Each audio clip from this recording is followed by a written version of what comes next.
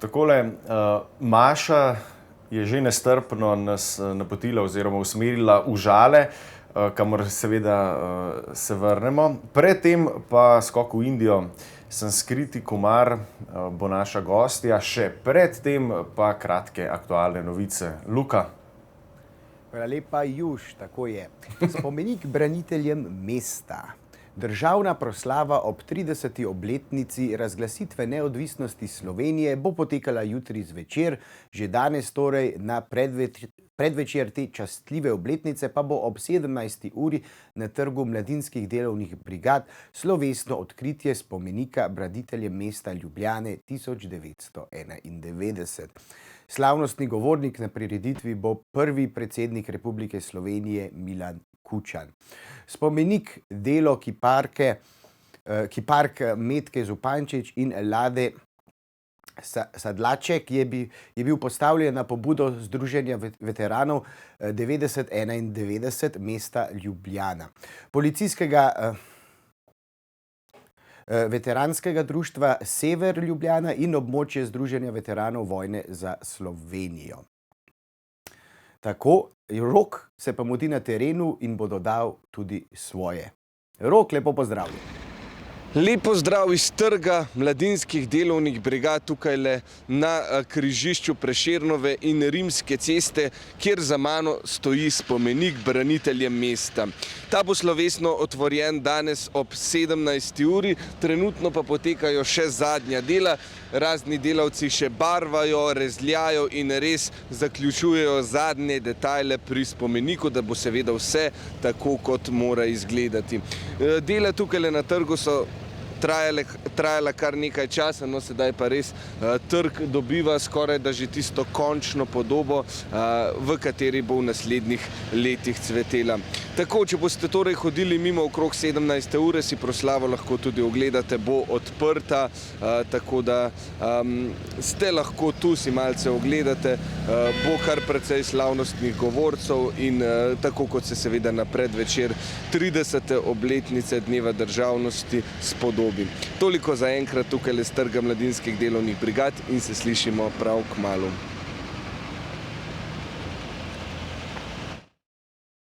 Hvala za ta odličen prispevek. Mi pa v studiu v Figovcu že pozdravljamo Sanskriti Kumar, Indiko, ki že več kot 15 let živi in poučuje v Sloveniji. Je tudi ustanoviteljica portala sanskriti.si, reiki mojstrica, sem prav rekel? Ja, tako. Reiki. Sliši se kot Jedi Master iz Star Warsa. Bo o tem seveda še spregovorila v nadaljevanju. Poleg tega pa je Sanskriti tudi vodja staro-indijske šole in ezoteričnega programa za ženske Hrana za boginje ter nekdanja TEDx Ljubljana govorka tudi. Po izobrazbi je komunikologinja, rojena je v New Delhiju in preseljena v Slovenijo, Maribor leta 2005. Živjo. Pozdravljeni. Lepo pozdravljena. Začniva kar na začetku oziroma na tem drugem delu vašega življenja, recimo, kaj vas je prineslo v Slovenijo? To je v bistvu najpogostejše vprašanje, ki jo dobim, ko pač kdorkoli me spozna. In moj oče je spoznal v bistvu Slovenko po ločitvi z mojo mamo, ki je tudi Indika. Je v bistvu spoznal Slovenko, mojo drugo mamo, in je bila iz Maribora in sta se zaljubila, se poročila in v bistvu smo tako prišli v Slovenijo. No. Predtem pač sploh za to državo nismo slišali, tako da je bilo za vseeno eno veliko presenečenje. Verjamem. Kakšen je bil pa prvi stik s to hecno malo državo med Balkanom in Srednjo Evropo? Kakšni so bili prvi vtisi? Ja, jaz mislim, da je za nekoga, ki prihaja iz tako velike države, da si v bistvu res težko predstavljaš. Tudi dostikrat vidim, da si Slovenci težko predstavljajo, kakšne stvari v Indiji, ker je dejansko toliko velika. In Slovenija se mi zdi, da je pravi kontrast Indije, da je ravno obratno, da je ravno mala, v bistvu podnebje je totalno drugače, tudi kar se tiče navad, prehrane, vse je bilo popolnoma drugače, ampak meni se zdi, kot da sem si jo jaz, zmanifestirala, to Slovenijo, ker sem od majhnega vedno sanjala o rekah, gorah in taki pokrajini. In potem, ko sem dejansko prišla sem, se mi je zdelo vsej za prvih nekaj tednov, dokler nisem rabila v šolo, da živim v pravljici. Jaz sem res mislila, da sem pristala v Disneylandu. No, to so Ja. pa res prav lepe besede.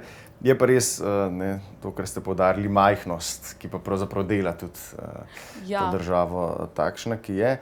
Spomnim se na nekem potovanju v Indoneziji, ko sem omenil, da prihajam iz države Slovenija, ki jo seveda niso poznali. In ob omembi tega, da imamo samo 2 milijona prebivalcev, sploh niso mogli verjeti. So rekli, da ima njihov kakšen manjši otok več kot 2 milijona prebivalcev, ne pa da je to kar samostojna država. Ja, jaz se tudi še zdaj se kdaj moji sorodniki sprašujejo, ker jaz sem prej živela v Mariboru. In pač, ko sem začela potem, ne vem, ustanovila sem sanskriti.si, začela sem tukaj delovati v Ljubljani, študirala, so me sorodniki vprašali, zakaj sem se v Ljubljano preselila. Ne? In sem rekla, ja, ker se voziš uro pa pol, ne, zgubiš na času. In so me tako debelo gledali, to je ful blizu, ne? To je praktično eno veliko mesto za njih, ne? Kot po velikosti, recimo Komod bi lahko. Ne? Tam se v bistvu voziš 2 uri v eno smer za službo in to je nekaj popolnoma normalnega. Tako da ja, take razlike res, mogoče take vsakdanje stvari, ko jih tukaj vzamemo dosti za samoumevno, je tam za nekoga ful šok. Ne? Tudi recimo to, da tukaj imamo toliko pitne vode, da ne vem, večjo školjko stlakuješ z normalno pitno vodo, da se tuširaš s pitno vodo, to je bilo meni takrat nekaj, pač, kako je to možno? Ker pač seveda pri nas je čisto druga zgodba, kar se tega tiče. Seveda. Kaj pa ljudje, družba, kultura, tukaj tudi verjetno veliko razlik? Ja, veliko je razlik, mislim, tako pozitivnih kot negativnih. Verjetno, mislim, da tujci zelo radi grejo v Indijo ravno zaradi tega, ker je velike topline tam. Vsi pravijo, ja, ljudje to tako sprejmejo, ne, za svojega. Mogoče smo malo manj formalni. Je pa res, da pač ne, Slovenija ima pa tudi svoje pluse, kar se mi zdi, da recimo, ja, ful je varna družba. Zelo se mi zdi, da je v Sloveniji velike ene dobrodelnosti, dobrosrčnosti, da si ljudje, pač iz moje perspektive, ko od zunaj pogledam, ne, radi pomagajo. Vseeno, če so neki družbeni členi v stiski, skoči država, ne pomaga. To, da smo ne, tako socialna država, kljub vsemu, kam gremo, ne, tudi kar se tiče narave, ful zelenja, to, ki je vse na dosegu roke. Ne. Tako da ja, ogromno plusov v Sloveniji, res. Tako more kot gore. Ja. Tako da je Ljubljana pravzaprav obmorsko mesto, to že 2 dni Za govorim. nekoga, če ga vprašate v Indiji, vsekakor, ja. Pač moji sorodniki, to so vedno vsi tako presenečeni ali pa prijatelji, ko ste rekli, ja, 1 uro se vozim, grem danes na morje in mi res zavidajo, resnično. Ja, no se verjetno tudi za nekoga iz Miamija, ne, ali pa iz Barcelone, če ne živi ravno nekje blizu morja. Ja, tam se morajo voziti z vlakom vsej 2 uri, ne 2 uri, pardon, 2 dneva. V Indiji, ne? Ja, recimo, če si severnega konca, kot sem bila jaz, da jug, da prideš do tja, ja. Ali pa da greš letalom. Joj, bi veseljem v Indiji razpredal z vami še ure in ure. Dajva mogoče za trenutek še spregovoriti o vaši platformi sanskriti.si. Kdaj se je vse skupaj začelo, ne, ta zgodba? Ja, začela se je zgodba pred nekaj leti, ker sem v bistvu jaz začutila vedno v sebi ta nek klic, da mogoče sem nek hibrid med Slovenijo pa Indijo in se mi zdi, da ta platforma Sanskriti, pač po mojem imenu, kar drugače pomeni kultura, govori dobesedno o tem, o tej mešanici, v bistvu, da vzamem tiste stvari, kvalitete iz Indije in jih združim s tem načinom življenja v Sloveniji. No. Tako da gre pravzaprav za delovanje na področju osebnostne rasti, svetovanje za zdravo življenje, mogoče izboljšanje kvalitete življenja, bolj prisotnega življenja, no? Kar vidim, da je vedno več potrebe tukaj v tem zahodnem svetu, ne? Da smo uspeli ogromno narediti na tehnologiji, ne vem, na nekih drugih kvalitetah, ampak mogoče smo v vsem tem vrvežu pa malo izgubili stik, ne? S tistim svojim naravnim, človeškim delom, ne strojnim delom. Tako da ja, vedno več ljudi se obrača po temu, ker želijo take osnovne stvari kot več miru, več stika sami s sabo, svojim telesom, uživati, kako ponovno, ne, zaživeti. In tukaj sem jaz, da kot mogoče ena sopotnica njihova in bolj pomagam, pa svetujem. Ja, tukaj je eno povezano vprašanje, morda torej bi rekli, da je moderni posameznik pozabil na ta nek svoj naravni del, kot imenujete to. No. Ja, jaz bi mogoče rekla, da mogoče. Še pod vprašanje, Ja. kaj bi sploh bil ta naravni del? Ne? Kaj to je? Naravni del v smislu, da mogoče živimo dosti samo za neko hitrost, doseganje rezultatov in tako, malo manj pa cenimo mogoče kakšne druge kvalitete, kot je pa tudi neproduktivnost, nedelovanje, obmirovanje, bivanje, kot ta dva yin-yang pola.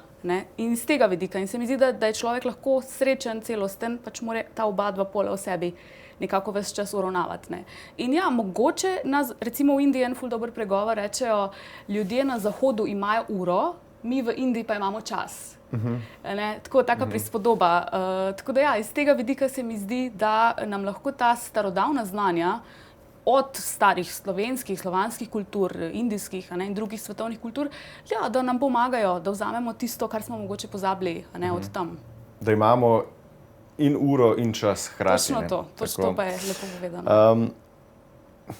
Kaj je bil torej recimo največji šok, ko ste iz Indije prišli v Slovenijo, sploh če zdaj v obzir vzameva to, kar so prej govorila, to se pravi ura in čas, neka duhovnost, hitenje, funkcionalnost, produktivnost in tako. Po moje, ena stvar, ki so mi ljudje sami opozorili, jaz nisem bila pozorna, je bila to, da so rekli, da sem zelo topla, dost neformalna, da sem hitro spostavila stik, pa vzela, mislim, pri nas je tako, da če so prijatelji, so tako kot del družine že, na tak način, tako da mislim, da je bil to malo en del, ki sem mogla, mogoče je treba vseeno neko distanco tukaj spostavljati do ljudi, da jim ni vedno to prijetno. To potem verjetno tudi, kar se tiče same okolice. Mislim, da Indija je ful, ali pa Azija, barvita, temperamentna, raznolika. Mogoče, ko sem jaz prišla seveda pol v Maribor, ali pa tudi konec koncev Ljubljano pred leti, se mi je zdelo vse skupaj dost monotono, bolj sivo, pogrešala sem barve, pogrešala sem tiste kontraste. Ja, tako. Super. Reciva temu konec prvega dela našega pogovora. Skočimo za hitro k našim oglaševalcem, potem pa se zopet vrnemo. Pozdravljeni zopet nazaj v naš studio, kjer gostimo Sanskriti Kumar, Indiko, ki že več kot 15 let živi in poučuje v Sloveniji. Sicer pa prvi stik s Slovenijo je bil pa Maribor, so rekla. Ja, prvi stik je bil Maribor, potem sem se pa preselila v Ljubljano. Ja. Kakšne so največje razlike med Mariborom in Ljubljano? Po moje definitivno to, da je pač ta velikost mesta, pa da je tukaj več tujcev. Verjetno sem imela občutek v manjših mestih, še zdaj imam občutek, da zelo izstopam. In me pač seveda vsi opazujejo in gledajo. Tukaj pa mogoče malo bolj se že pomešam z ljudmi. Ja, ni takega izstopanja. Ja. Ljudje so pa povsod dobri in seveda tudi slabi. Nasploh bi rekla, da ste Slovenci zelo prijazni in vljudni in se pozna v obeh mestih. Ja. Mogoče so Štajerci malo bolj temperamentni. Tako da imam obe mesti zelo, zelo rada, da ne bom delala kakšne razlike. Ne smete. Mislim, lahko, ampak priporočam, da se lotiva še vašega govora na TEDx Slovenija, oziroma Ljubljana, Slovenija. Ljubljana, v Ljubljani sem imela lani. TV Ljubljana, TEDx Ljubljana. Zapisali ste takole, oziroma to je bilo vaše nekako izhodiščno vprašanje. Zakaj se ljudje trudijo biti blato, ko pa so v resnici lotusov cvet? Ja. Zdaj to dilemo razumem, kako pa jo lahko razrešimo, naprimer, Ja, mogoče, da razložim, kaj sploh sem s tem mislila. V bistvu to je bila neka prispodoba, ki me je spremljala v Indiji v otroštvu. En menih mi je enkrat to povedal in je bilo vprašanje meni rečeno. Torej, zakaj se trudiš biti blato, ko si v resnici lotusov cvet?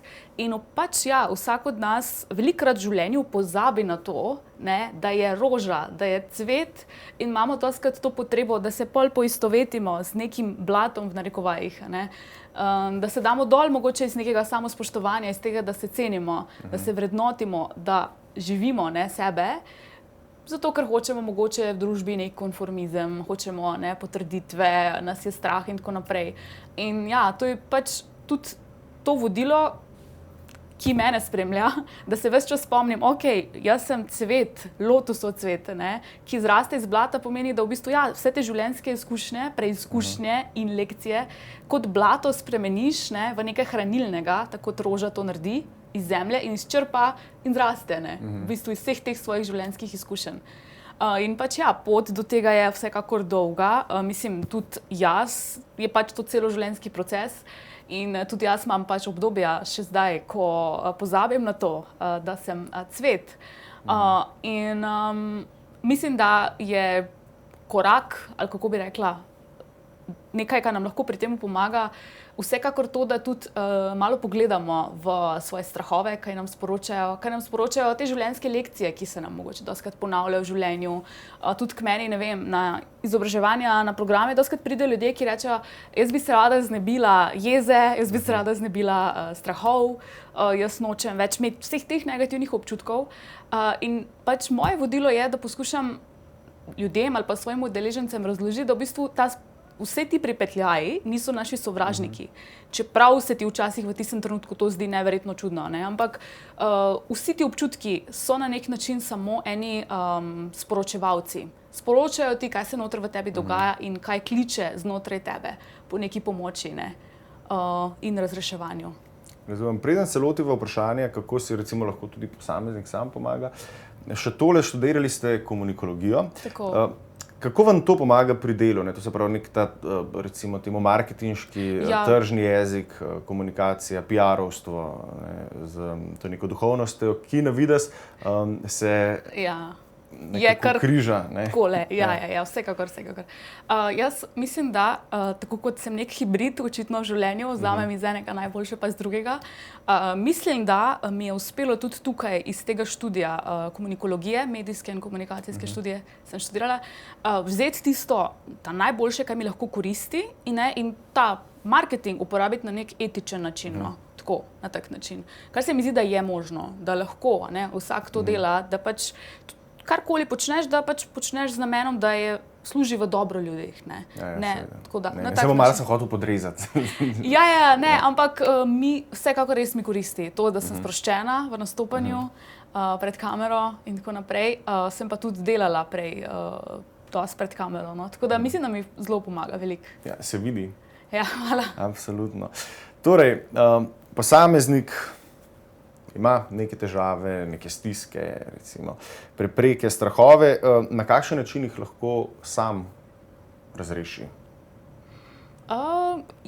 Mislim, da je osnova za začetek ta, da nehamo, da si priznamo določene stvari v življenju, a mogoče živimo v kakšni družbi, ko smo navajeni vsi drug drugemu kazati, samo najboljši obraze, kako sem jaz fin, kako je meni vse popolno v življenju, mogoče tudi ta socialna omrežja, ko smo že pri medijih, kažejo sam ta del našega življenja.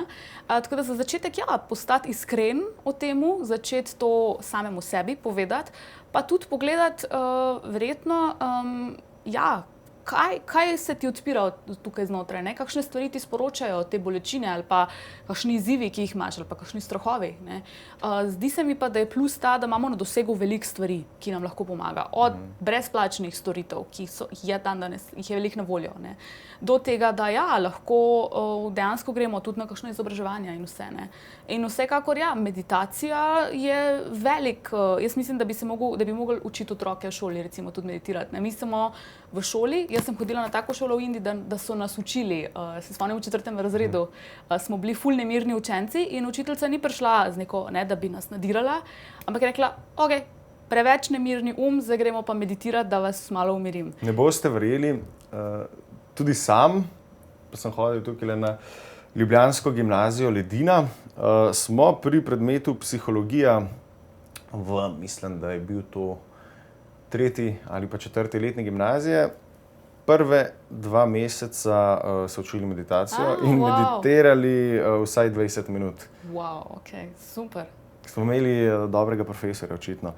In čeprav bi človek pričakoval, da neki najstniki, 17-letniki ne bodo tega sprejeli, smo Se da bi kar navdušeni nad tem. Pa ne samo zato, ker nam ni bilo treba imeti pouka. Ja, jaz lahko to dodam, jaz drugače delam tudi z mladostniki, z osnovnošolci in srednješolci. Me dejansko vabijo šole na delavnice o teh tematikah in se učimo tehnike z mladimi umirjanja, antistresne ali pa za boljšo koncentracijo in je tudi mene presenetilo.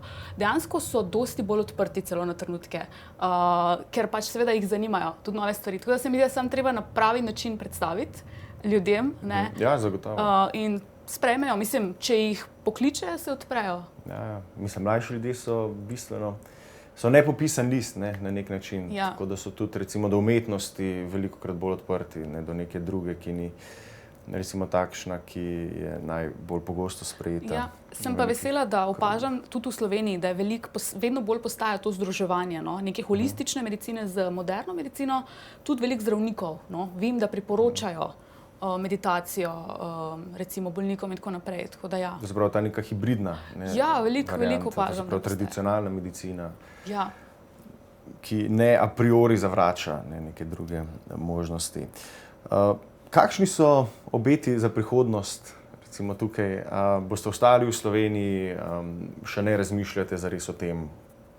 V bistvu velikokrat razmišljam, v preteklosti se mi je zdelo, da bom kar šla v tujino, ker pač rada potujem, me je veliko vleklo, ampak bolj ko potujem, bolj vidim, kako res je Slovenija super. Mislim, kako ne rečem, tudi druge države imajo pač res lepe pokrajine in tako naprej, ampak tukaj, to, kar je tukaj, ko sva prej rekla, vse na dosegu roke, en mir je, ja, vsekakor. Mislim, da bom kar tukaj ostala, pa pač da bo to moja baza. In Potem pa mogoče Indija, Slovenija, ves čas nekako krožila. Ja. Super.